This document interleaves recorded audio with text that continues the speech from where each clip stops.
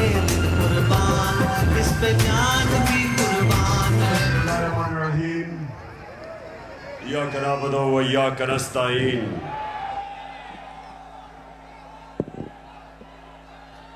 मैं सबसे पहले अपने पिंडी के एमएनएज, मेरे एमपीज, मैं आप सबको मुबारक देता हूं, खराज तहसीन पेश करता हूं कि आपने इतने थोड़े वक्त पे ये जलसे को ऑर्गेनाइज किया और माशाअल्लाह लियाकत बाग में इस तरह का जलसा, इस तरह की रौनक, मैं आप सबको, आपको भी, मेरी बहनों को भी, नौजवानों को भी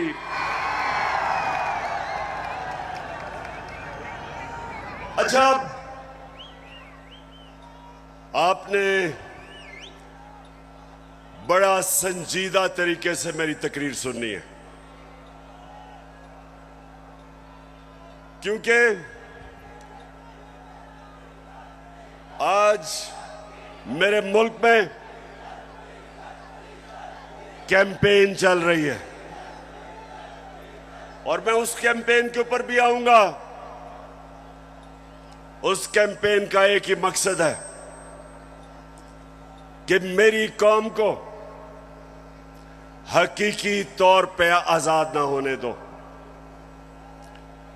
मेरे नौजवानों, खास तौर पे आप, मैं भी बैठा आपको देख रहा था, मुस्तकबिल आपका है।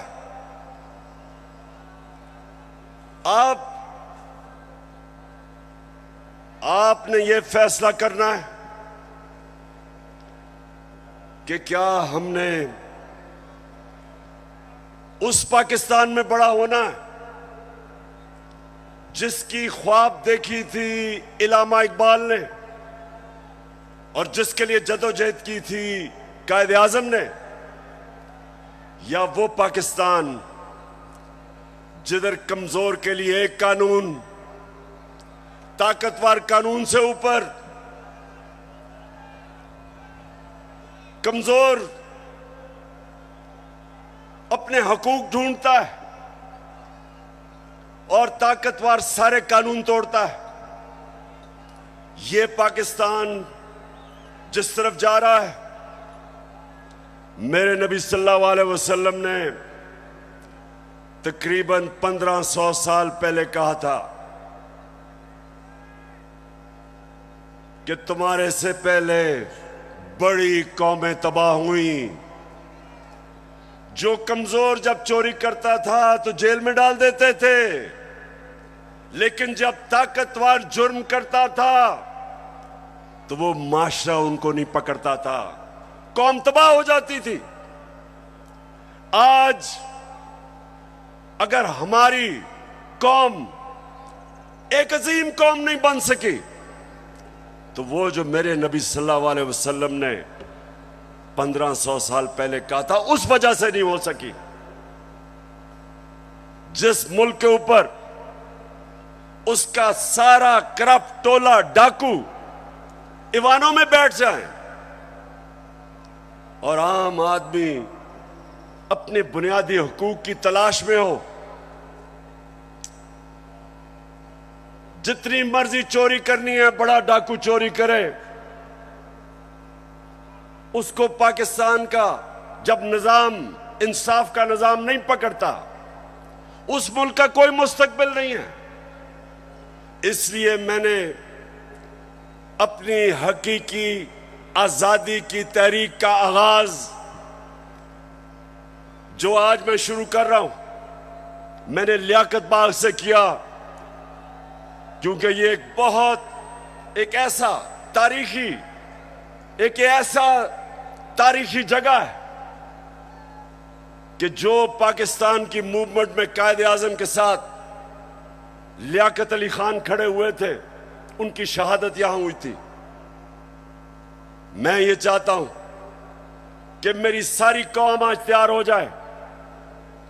जिस जदोजहद के लिए मैं आज आपको निकालने आया हूं, क्योंकि ये आपके मुस्तकबिल का मसला है, इमरान खान का तो अल्लाह सब दे चुका है, वो तो उसका बार बार शुक्र अदा करता है कि जाती तौर पे तो अल्लाह ने बड़े करम किए मेरे पे। लेकिन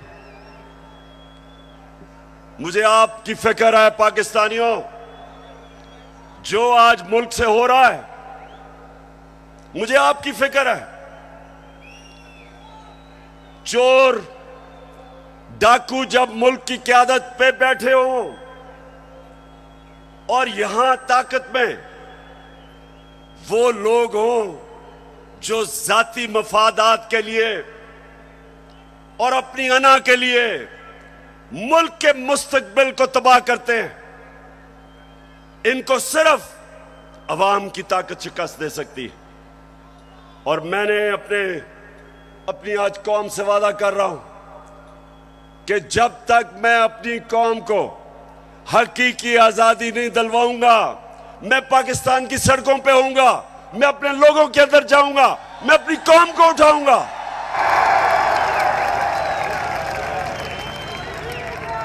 क्यों? नौजवानों सुनो, क्यों इमरान खान को हटाने की जरूरत पड़ी? क्यों बैरूनी साजिश, क्यों बैरूनी साजिश से इमरान खान को हटाया गया? जरा सुने वजह क्या थी। क्या इमरान खान मुल्क के पैसे चोरी करके बाहर बड़े बड़े महल्लात खरीद रहा था? क्या ये मुल्क के पैसे मनी लॉन्ड्रिंग कर रहा था? क्या लोगों की जमीनें चोरी कर रहा था, कब्जे कर रहा था, फैक्ट्रियां बना रहा था? मैंने जितनी देर क़यादत की, इससे कम टाइम पे, जब नवाज शरीफ 1990 में आया था, 17 फैक्ट्रियां बना चुका था। 17 फैक्ट्रियां बना चुका था। मैं सिर्फ क्यों निकाला नवाज शरीफ को? क्यों निकाला? क्योंकि उसने चोरी की थी। लेकिन इमरान खान की रिजीम चेंज क्यों की गई? क्योंकि वो अमेरिका की नौकरी नहीं करना चाहता था। वो एक आजाद फॉरेन पॉलिसी बनाना चाहता था, जिसका मेरी बहनों और नौजवानों समझो आजाद फॉरेन पॉलिसी क्या होती है। वो फॉरेन पॉलिसी होती है जो अपने अवाम की बेहतरी के लिए होती है। जो फॉरेन पॉलिसी दूसरे मुल्कों के मफादात की हिफाजत करने के लिए होती है और अपने लोगों को दूसरों के लिए कुर्बान करने के लिए होती है, उस फॉरेन पॉलिसी के खिलाफ मैं आया था। मैं ये नहीं चाहता था कि अमेरिका की जंग में मेरी कौम जाए और 80,000 मेरे लोग उस जंग के अंदर कुर्बान हो अमेरिका के लिए। मैं नहीं चाहता था कि अगर आप अमेरिका अफगानिस्तान में यहां से हमारे ऊपर से कोई कार्रवाई करे, मैं नहीं चाहता था कि मेरा मुल्क मुलव्वस हो उसमें। क्योंकि मैं क्यों चाहूं कि अफगानिस्तान से हमारे ताल्लुकात खराब हो? मैं चाहता हूं कि मेरी फॉरेन पॉलिसी हो जो मेरे लोगों की बेहतरी में हो। अगर रूस से मुझे 30 या 40% कम कीमत पे तेल मिलता था और मैं अपने लोगों को सस्ती पेट्रोल और फजलुर रहमान दूं, तो मैं क्यों ना दूं?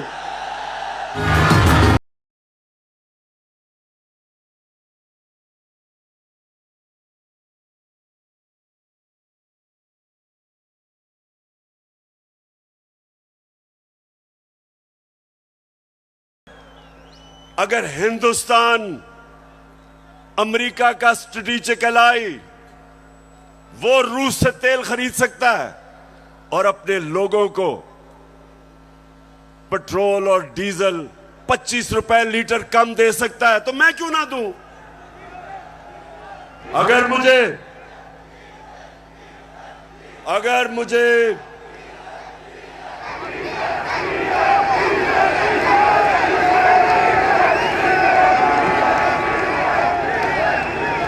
सुने नौजवानों, ये जरूरी है सुनना। देखें, अब आप समझ जाए, आजाद फॉरेन पॉलिसी है हिंदुस्तान की। उनका मुल्क सारे फैसले करता है अपने लोगों की बेहतरी के लिए। हमारे यहां जो गुलाम बैठे हुए थे, फैसले करते हैं दूसरे मुल्क के लिए, अपने लोगों को कुर्बान करते हैं। हम दूसरों की जंगों में शामिल होके अपने मुल्क की तबाही करते हैं। सबसे ज्यादा जो लोग बात नहीं करते, अमेरिका की जंग में जो कबायली इलाके के लोगों से जो जुल्म हुआ, जिस तरह सारा कबायली इलाका उजड़ा, 400 ड्रोन अटैक हुए, औरतें बच्चे मारे गए, उनकी जंग की वजह से 35 लाख कबायली इलाके के लोग नकल मकानी कर गए। कौन जिम्मेदार है? सिर्फ इसलिए कि यहां थोड़े साहिब इख्तिदार बैठे हुए थे, जिनको थोड़े डॉलर मिलने थे, जिन्होंने थोड़े से डॉलरों के लिए अपने मुल्क को वो नुकसान पहुंचाया जो भी कबायली इलाका नहीं उस नुकसान से बचा। दूसरी चीज, मैं हमेशा कहता था कि अफगानिस्तान में जो अमेरिका गया, इसका कोई मिलिट्री हल नहीं है, डायलॉग से मसला हल होगा। और यह पसंद नहीं था उनको। और आखिर में मैंने, जब वो अमेरिका वहां से गया, तो उनके भी लोगों ने कहा कि जो मैं कहता था ठीक, लेकिन उनको पसंद नहीं है। उनको आदत पड़ी हुई थी शहबाज शरीफ जैसे गुलामों की, और नवाज शरीफ जो सदर ओबामा के सामने पर्ची पढ़ के थैंक यू कहता था।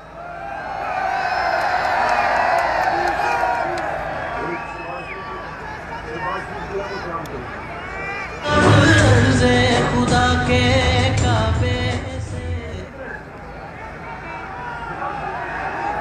अच्छा सुने, अब ये बड़ा जरूरी है आपने सुनना, क्योंकि मैंने आज आपको खास आगाज करने आया हूं अपनी हकीकी आजादी की तहरीक, और मैं सबको तैयार करने आया हूं।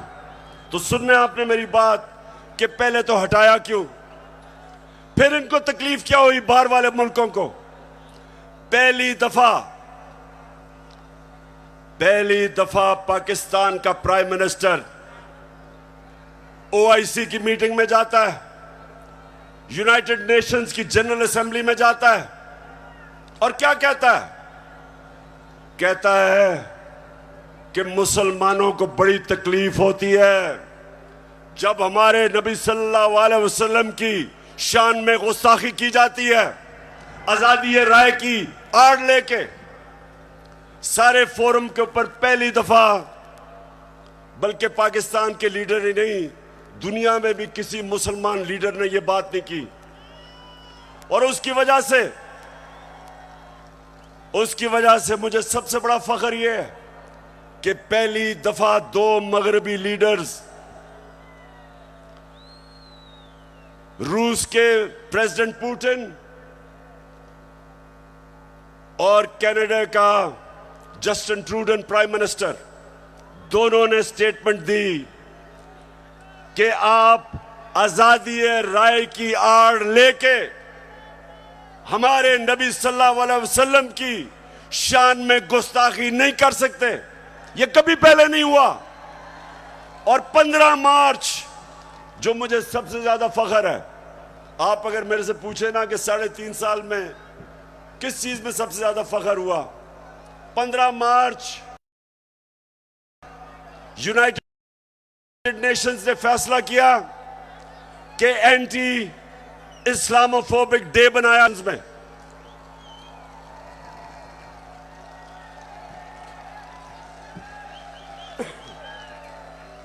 तो मेरे पाकिस्तानियों, ये वो लोग जो आदी हुए थे, वो तिफल क्या गिरेगा जो घुटनों के बल चले,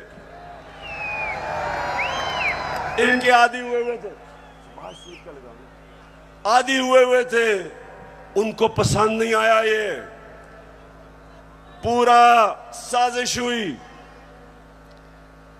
डोनाल्ड लू ने धमकी दी, साजिश पहले से हुई थी, और इन्होंने तब वो गवर्नमेंट गिराई जो उस वक्त 17 साल के बाद सबसे बेहतर माशी तरक्की कर रही थी।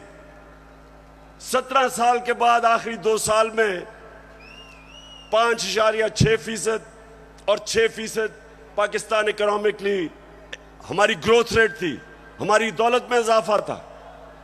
उस गवर्नमेंट को गिराया जिसकी रिकॉर्ड एक्सपोर्ट्स थी, रिकॉर्ड टैक्स कलेक्शन, बैरून मुल्क पाकिस्तानियों ने रिकॉर्ड रेमिटेंसेस भेजी। उस गवर्नमेंट को इन्होंने गिराया। किसानों के लिए बेहतरीन जो हमने पैकेजेस दिए, रिकॉर्ड फसलें हुई, उस गवर्नमेंट को इन्होंने गिराया। और उन्होंने गिराया इसलिए कि इनको इमरान खान नहीं चाहिए था, इनको चेरी ब्लॉसम चाहिए था। अब देखो, ये जरा देखें, होके आया हूं मैं, यूएई के होके, अभी मैं तुर्की होके आया हूं, और मैंने उन भाइयों को कहा कि आप हमारे बड़े अजीम भाई हैं, हमेशा आपने हमारी मदद की। और मैंने यही कहा, जब मैं आया हूं तो आप समझेंगे शायद ये मांगने, शायद ये मांगने आया है, मैं मांगने नहीं आया, लेकिन मजबूरी है। हमारा जिस तरह माजी में 75 साल में आपने हमारा हाथ बटाया है, कुछ अर्सा आप हाथ बटा। मैंने कहा मैं वादा करता हूं कि इंशाअल्लाह हम पूरी कौम हम मिलकर दिन रात, हमेशा आपने हमारी मदद की। और मैंने यही कहा, जब मैं आया हूं तो आप समझेंगे शायद ये मांगने आया है, मैं मांगने नहीं आया, लेकिन मजबूरी है।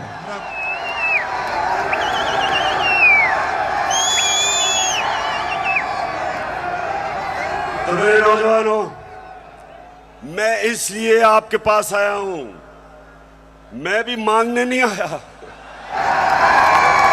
मैं आपको तैयार करवाने आया हूं कि अगर इस वक्त मेरी कौम खड़ी नहीं होगी, इस तरह के लोगों की गुलामी करेंगे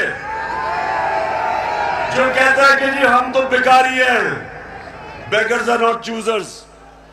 तो मैं, अब सुने जरा मेरी बात, मैं अगली बात करना चाहता हूं। देखिए, पाकिस्तान में जब ये आए, अब मैं सिर्फ बताना चाहता हूं कि लोगों से हुआ क्या 4 महीने में। मुझे जितने लोगों ने बताया कि जब उनके पास बिजली के बिल आए, कौम के ऊपर गुजरी क्या है, कि किस तरह उनको समझ नहीं आ रही, आम सफेद पोश लोगों को, कि बिजली के बिल दें, बच्चों की फीस दें, खाना दें।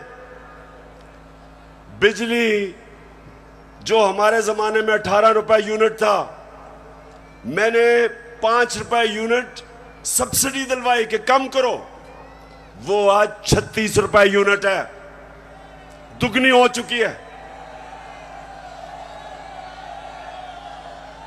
आज हमारी इंडस्ट्री जो सबसे तेजी से लार्ज स्केल मैन्युफैक्चरिंग तेजी से जो बढ़ रही थी, दौलत में इजाफा हो रहा था, सारे बर्रे सगीर में सबसे ज्यादा रोजगार पाकिस्तान में था वर्ल्ड बैंक के मुताबिक।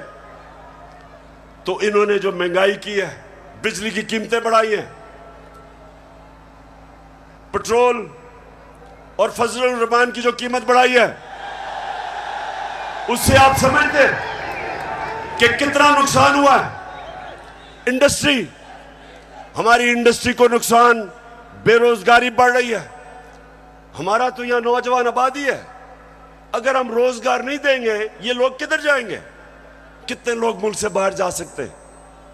तो ये जो मैं आज आपके पास सिर्फ अब आपको बताऊं कि इन्होंने जो सारे चोरों के टोला ने मिलकर कि जी बहुत महंगाई कर दी इमरान खान ने, मैं ये जरा आप सिर्फ थोड़ा आराम से सुने कि इन्होंने किया क्या है। पहले मैं आता हूं ताकि आपको पता है, हमने हमजा कुकड़ी को शिकस्त दी और आपको पता है उसका मुर्गी का कारोबार है। तो जब हम आए थे मुर्गी का गोश्त केजी जो बिक रहा था, ये हमारे दौर में साल पहले 160 रुपए केजी, आज पहुंच गया 270 रुपए केजी। पेट्रोल एक साल पहले 120 रुपए लीटर, आज पहुंच गया 234 रुपए लीटर। प्याज मैं इसलिए कह रहा हूं क्योंकि आम आदमी प्याज खाता है। साल पहले 44 रुपए, आज 86 रुपए, 86 रुपए केजी एक साल के अंदर। अंडे दर्जन हमारे जमाने में 155 रुपए, आज 211 रुपए। चावल साल पहले 95 रुपए, आज 121 रुपए। दाल माश आम आदमी खाता है, साल पहले 240 रुपए, आज 366 रुपए। चक्की का आटा साल पहले 70 रुपए केजी और आज 105 रुपए केजी। ये खाने पीने की आम आदमी की मैं चीजें बता रहा हूं, मैं पैसे वालों का हालात नहीं बता रहा, मैं अपने आम पाकिस्तानियों का बता रहा हूं। मसरूर की दाल साल पहले 157 रुपए केजी और आज 330 रुपए केजी। ये सुनते रहें, ये महंगाई कम करने आए थे। घी साल पहले 850 रुपए, आज 1420 रुपए।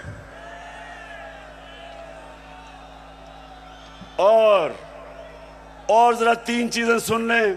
देखें हमारे ऊपर कर्जे चढ़े हुए हैं। अब जरा सुने, जरा मैं चाहता हूं नौजवानों आप सुने, क्योंकि आपका मुस्तकबिल है। हमारे ऊपर कर्जे चढ़े हुए थे। कर्जे कैसे उतारने हैं? दौलत में इजाफा करके कर्जे उतरते हैं। आपकी जब फैक्ट्रियां चलती हैं, बाहर से सरमायाकारी होती है, आपकी किसानों की पैदावार बढ़ती है, दौलत में इजाफा होता है, उससे आप अपने कर्जे वापस करते हैं। मसलन मैंने दुकान के लिए कर्जा लिया, मैंने दुकान बना ली, अब मैंने कर्जा ले लिया। अब जब जैसे जैसे मेरी ज्यादा सेल होगी, मेरी दौलत में इजाफा होगा, मैं कर्जे वापस करूंगा। अब जब से ये आया क्या हो रहा है? बजाय दौलत में इजाफा होने के फैक्ट्रियां बंद हो रही हैं। इन्होंने बिजली की कीमत उधर पहुंचा दी और गैस की। फैक्ट्रियां मुकाबला नहीं कर सकती हिंदुस्तान का। एक्सपोर्ट्स गिर रही हैं। एक्सपोर्ट्स हमारे जिस महीने हम छोड़ के गए थे, एक्सपोर्ट्स 3.1 अरब डॉलर था, आज एक्सपोर्ट्स इस महीने 2.2 अरब डॉलर, तो 3.1 अरब डॉलर से एक्सपोर्ट नीचे आ गई 2.2 अरब डॉलर पे।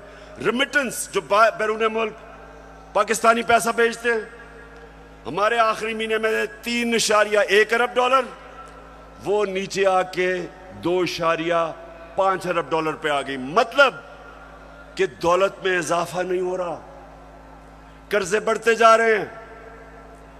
इनके पास हल क्या है?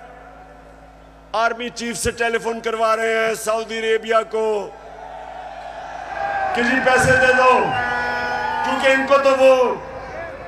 इनको तो सारे समझते हैं कि चोर है ये, इनको तो पैसे कोई नहीं देता।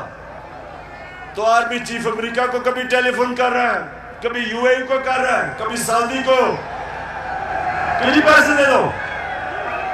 तो इससे क्या होगा? वो तो कर्जे देंगे, कर्जे बढ़ते जा रहे हैं। कर्जे वापस कैसे कर रहे हैं? दौलत में तो इजाफा नहीं हो रहा। और इसलिए मेरे पाकिस्तानियों, इसलिए मैं इनको कहता हूं कि एक ही तरीका है इस मुल्क को इस दलदल में जो घुसा रहे हैं निकालने का, और वो है साफ और शफाफ इलेक्शन। एक ही रास्ता। लेकिन ये सारे खौफजदा, इन्होंने जब हुकूमत गिराई, नौजवानों सुनो, हुकूमत जब गिरवाई, इनका ख्याल था पार्टी का जनाजा निकल गया। उसके बाद जब पब्लिक सड़कों पे आ गई, इन्होंने 25 मई को हमारे ऊपर जुल्म किया दहशत फैलाने के लिए। उसके बाद 17 जुलाई को बाई इलेक्शन हुआ पंजाब का, हमजा कुकड़ी फारग हो गया, हम जीत गए। सितम के कोहे गरा रूई की तरह उड़ जाएंगे हम महकूमों के पांव तले। ये धरती धड़ धड़ धड़केगी और अहले हुक्म के सहरुख पे जब बिजली कड़कड़ कड़केगी, हम देखेंगे लाजिम है कि हम भी। तो जब 17 जुलाई धांधली के बावजूद ये जो इन्होंने चीफ इलेक्शन कमिश्नर बैठाया हुआ है, इसने पूरी खिदमत की मरियम की और हमजा की, पूरी कोशिश की, धांधली की, इंतजामिया इनके साथ, पुलिस इनके साथ। उसके बावजूद पाकिस्तानी कौम, पंजाब के लोग इतनी तादाद में निकले कि इलेक्शन हार गए धांधली के बावजूद। उसके बाद इनको और खौफ आ गया। उसके बाद इन्होंने एक और प्लान लेके आए। इन्होंने कहा अगर हम अब इलेक्शन करवाएंगे तो ये तो 2/3 अक्सरियत ले जाएगी तहरीक इंसाफ। डर गए, खौफजदा हो गए। फिर इन्होंने एक और प्लान बनाया, और प्लान बनाया कि तहरीक इंसाफ को क्रश करो। पाकिस्तान की जो सबसे बड़ी पार्टी, किसी ना किसी तरह इसको क्रश कर इलेक्शन तब तक ना कराओ जब तक पार्टी क्रश ना हो। और मैं बार बार आइन और कानून के बीच में रहता रहा। 25 मई को जो इन्होंने जुल्म किया, उसके बावजूद अगर मैं उस दिन डी चौक में, अगर मैं उस दिन वहां से अपना धरना खत्म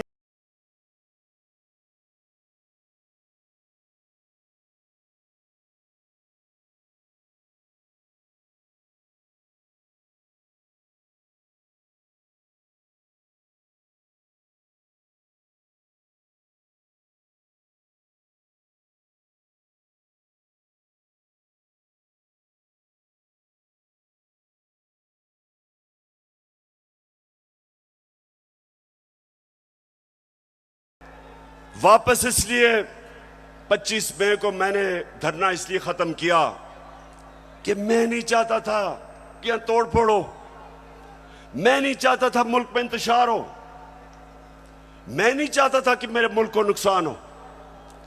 और मुझे पता था कि जिस तरह पुलिस ने दहशतगर्दी की और रेंजर्स ने हमारे ऊपर जिस तरह रबर बुलेट चलाई औरतों बच्चों पे, मुझे पता था कि अगले दिन इंतशार होना था। मेरे ऊपर केसेस कर दिए, 16 FIR मेरे पे काट दी। उसके बाद इन्होंने क्या किया, जरा गौर से सुने ताकि मैं आपको अपना अगला लाएअमल बताऊं। इन्होंने किया क्या?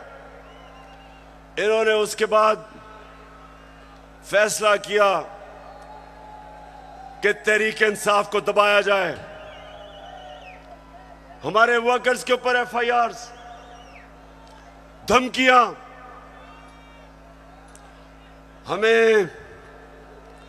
हमें यह कहा गया कि जनाब अगर आप किसी किस्म का अगर आपने किसी किस्म का कानून तोड़ा तो सारा स्टेट की ताकत आपके ऊपर आ जाएगी। एक बहुत बड़ा इस्लामाबाद में तब्दीली भी हुई। एक मिस्टर एक्स उधर लाहौर में और एक मिस्टर वाई को इस्लामाबाद लाया गया हमें सीधा करने के लिए। देखें, मैं अब आता हूं जिस चीज के ऊपर मुझे सबसे ज्यादा तकलीफ है। इन्होंने शहबाज गिल को पकड़ा, अगवा किया, उसको पकड़ के अंदर ले गए, नंगा करके उसको मारा।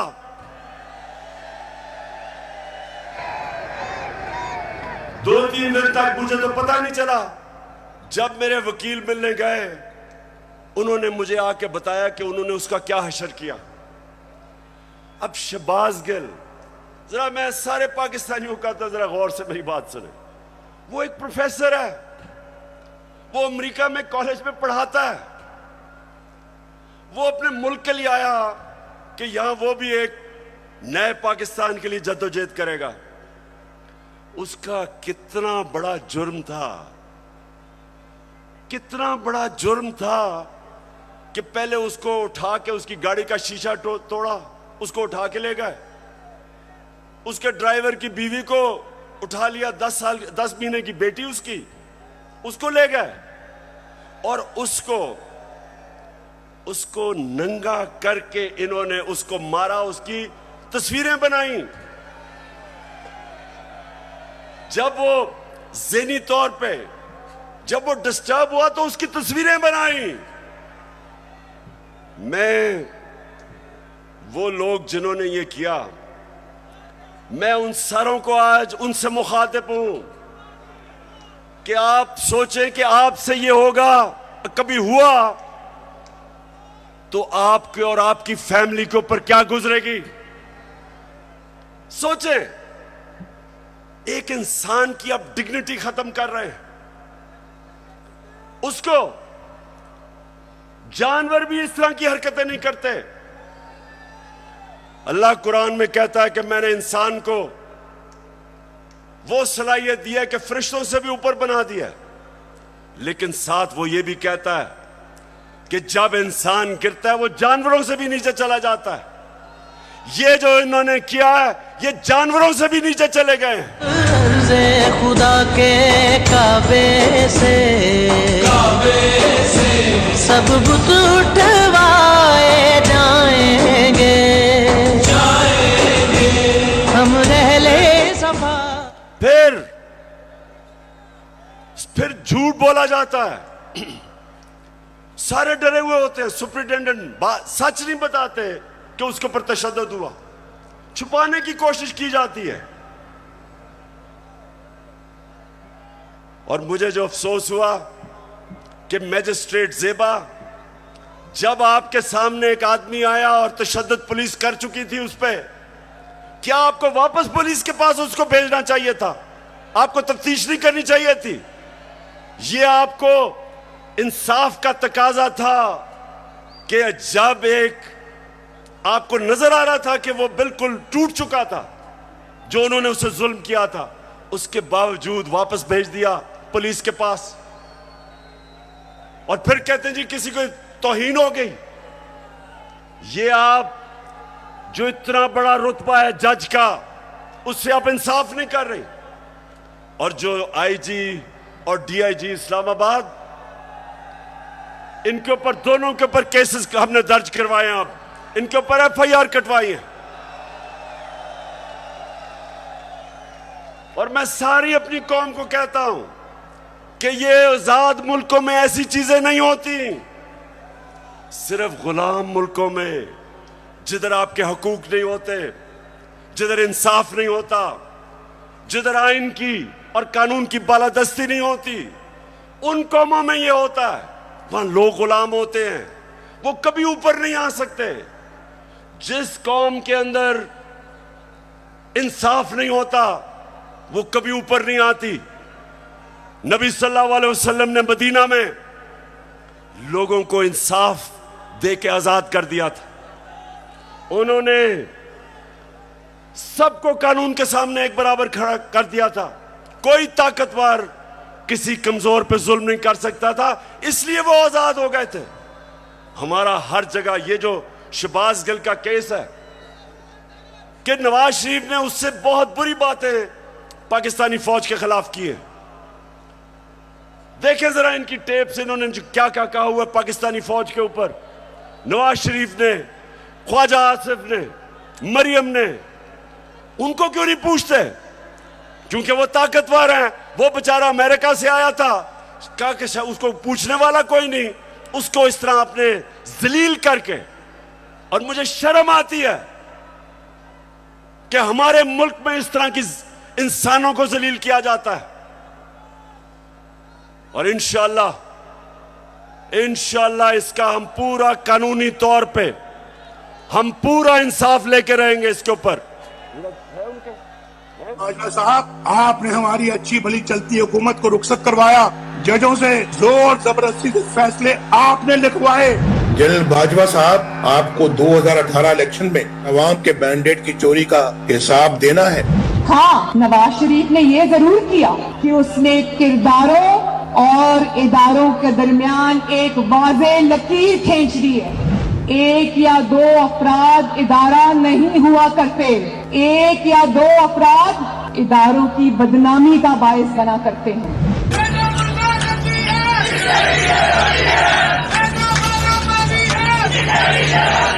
तुम हमें सियासत बतलाते हो, अपने हुदूद में रहो।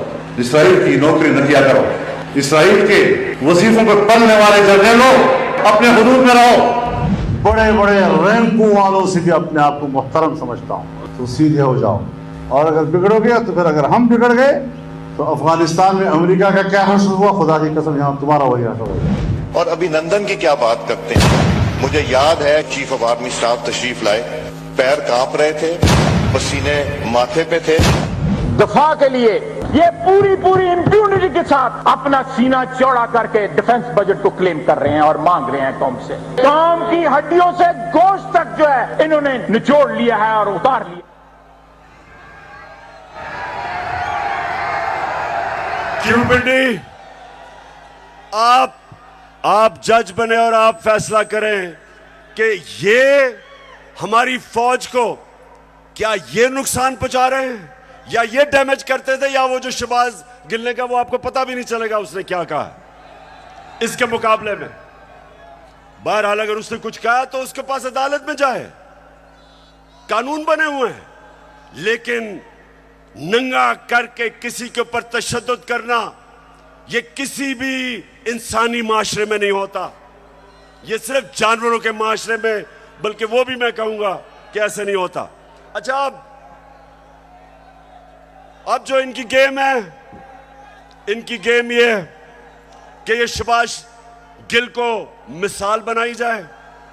ARY जो कि हमारा मौकफ, तहरीक इंसाफ का मौकफ पेश करता था, जो पाकिस्तान की नंबर 1 चैनल बन चुकी थी, उसको सिर्फ इसलिए बंद किया गया कि जनाब किसी तरह तहरीक इंसाफ का मौकफ ना पेश किया जाए। पैमरा को इस्तेमाल, अब पैमरा भी आ गया। पैमरा कहता है कि जनाब इमरान खान की लाइव तकरीर नहीं हो सकती। क्या जुर्म किया इमरान खान ने? जुर्म ये किया है, सिर्फ जुर्म एक है कि वो कभी चोरों के टोले को तस्लीम नहीं करेगा। ये जुर्म है उसका। जमाने के अंदाज बदले गए। उसके बाद सोशल मीडिया, उनके बच्चों को पकड़ पकड़ के धमकियां दी जाती है। मीडिया की कोई बात करे उनको धमकी दी जाती है। तो मैं आखिर में अब मैं अपने न्यूट्रल से मुखातिब हूं।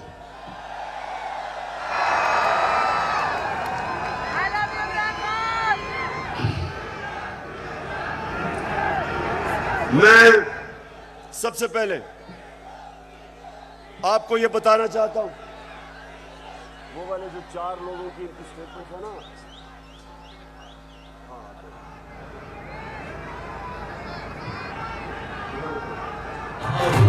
वैसे एक मिनट अभी नहीं, अब जरा सुने गौर से, क्योंकि मैं अपने न्यूट्रल से मुखातिब हूं। मैं अब जरा उनको बताना चाहता हूं हमारे से हुआ क्या। जब 25 मई को हमारे ऊपर पुलिस ने तशद्दुद किया, तो पुलिस के अंदर से मुझे बताया गया,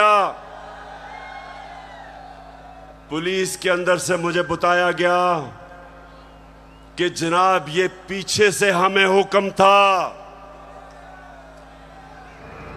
यानी कि न्यूट्रल्स का प्रेशर था कि इनको फेंटा लगाओ। जरा सुनते जाए, मैं इस मुल्क के अंदर मेरा जीना मरना है, मैं कोई बाहर नहीं भागूंगा, मेरी कोई बाहर जगह नहीं है, मेरा जीना मरना यहां है। और शायद बाकियों से ज्यादा मुझे इस मुल्क की फिक्र है। तो मुझे यह कहा गया कि ना जनाब हमारे पीछे से प्रेशर है।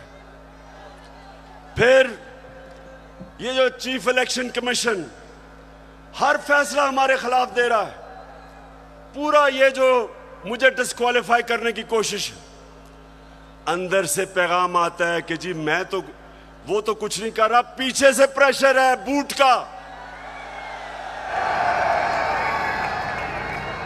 फिर सुनते जाएं, हमें ये जो ऑपोजिशन है, ये जरा मैं चाहता हूं सुने कि बदनाम कौन कर रहा है हमारी फौज को। ये अभी ये जो पुलिस वाला जो हुआ शहबाज गिल से, हमने पुलिस से पूछा तुमने तशद्दुद, हमें तो पता ही नहीं जी, पीछे से हुआ है कुछ, वो भी आपकी तरफ कह रहे हैं। तो जो भी हो रहा है आज पाकिस्तान में, जो गलत काम होता है आपका नाम लग जाता है। अब जरा ये सुने कि ये जो आपके इस वक्त खैर ख्वाह बैठे हुए गवर्नमेंट में, ये क्या कहते हैं। जिनकी वजह से होता है, जिनकी मदद से होता है, हम उनकी मदद नहीं लेना चाहते, और हम चाहते हैं कि अगली हुकूमत का फैसला पाकिस्तान की आवाम करे। के अदम एतमाद सौदे के बगैर मुमकिन नहीं होती। यहाँ पर अदम एतमाद का जो निज़ाम है इस्टेब्लिश के बगैर मुमकिन नहीं है। कोई डील करके इक़्तिदार नहीं चाहते। पाकिस्तान में तहरीक अदम एतमाद उस सूरत में अमूमन कामयाब होती है जी, जब इस्टेब्लिशमेंट आपकी पुश्त पे हो। इस्टेब्लिशमेंट करती है, वो डील का नतीजा हुआ है। जब भी अदम एतमाद से होते हैं तो यकीनन डील करती है। इस्टेब्लिशमेंट के बगैर अदम एतमाद की तहरीक को कामयाब नहीं किया जा सकता, क्योंकि इस्टेब्लिशमेंट भी एक तीसरी कुव्वत के तौर पे या चौथी कुव्वत के तौर पे पार्लियामेंट में, यानी मुकर्रम खुद जो है मौजूद है।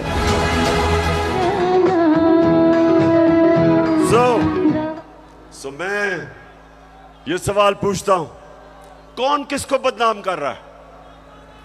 और उसके बाद जरा सुनते रहे, हमें पैगाम आता है, मेरे घर से कोई मिलने आता है, उसको टेलीफोन आ जाता है एजेंसी से जी कि जी आप क्या करने गए थे। मेरे घर में लोग मिलने आ रहे हैं, पुलिस खड़ी है नीचे, उनके जूते उतार रही है। ये पुलिस नहीं कर रही, पुलिस हमें खुद बताती है कि पीछे से न्यूट्रल्स का हुक्म है हमें। तो मैं आज पूछता हूं कि क्या आप न्यूट्रल हैं या नहीं हैं, बताएं हमें। और अगर नहीं है तो क्यों इस मुल्क को इतना नुकसान पहुंचा रहे हैं? अगर इन लोगों के साथ आपने खड़ा होना है, तो क्या आपका ख्याल है कि जो कौम 30 साल से इनको चोर समझती है, वो क्योंकि आज आप इनके साथ खड़े हैं, वो इनको पाक कर देगी, वो मान जाएगी कि ये नहीं, चोर नहीं है? आपको भी नुकसान पहुंच रहा है।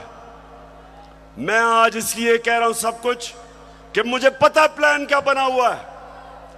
जो मिस्टर वाई आया, मुझे पता है वो क्या प्लान बना के आया है कि मीडिया को दबाओ, आवाज बंद करो, इनको डराओ धमकाओ, शहबाज गिल को मिसाल बनाओ, इमरान खान को जेल में डाल दो। इमरान खान को जेल से कोई फर्क नहीं पड़ेगा, जो करना करो। मैं अपनी कौम के सामने सारी कौम को इकट्ठा करूंगा, और अगर ये जो डिस्क्वालीफाई कर रहे हैं जी, फंडिंग केस या फलाना केस, जो भी आप करेंगे आप अपनी कौम को नुकसान पहुंचाएंगे। क्यों? क्योंकि सबसे बड़ी पाकिस्तान में इस वक्त नेशनल लेवल पे फेडरल पार्टी तहरीक एक ही है, तहरीक इंसाफ। सारे पाकिस्तान में है, सारे सूबों में है।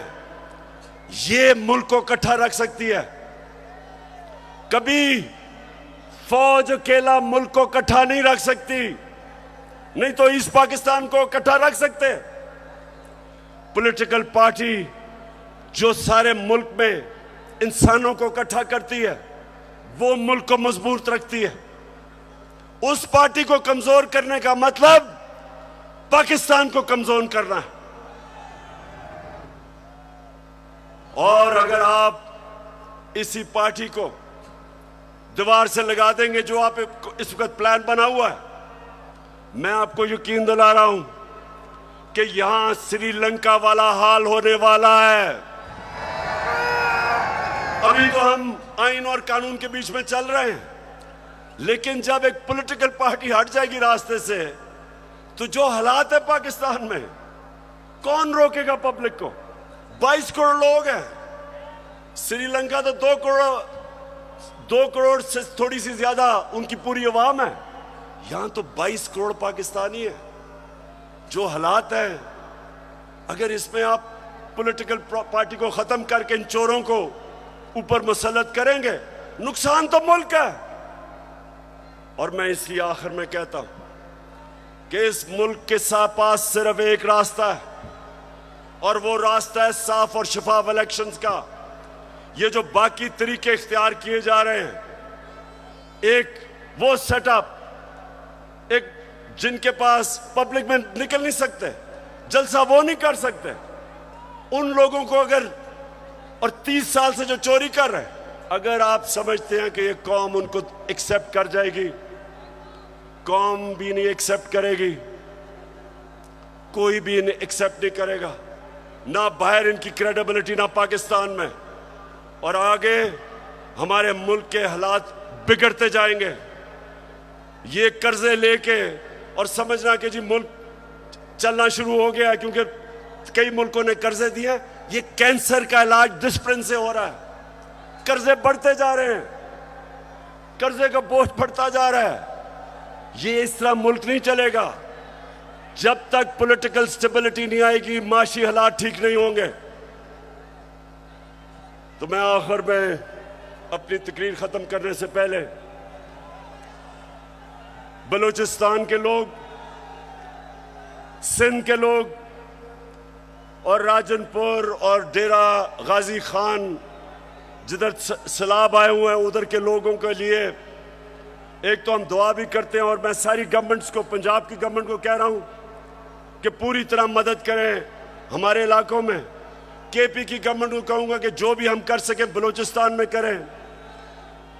और जो भी हालात हैं, मैं चाहूंगा कि जो हमारे लोग बड़े खुल के ऐसे मौके पे मोबिलाइज होते हैं, इन लोगों की मदद करें, क्योंकि लोग इस वक्त सैलाब की वजह से बहुत मुश्किल में।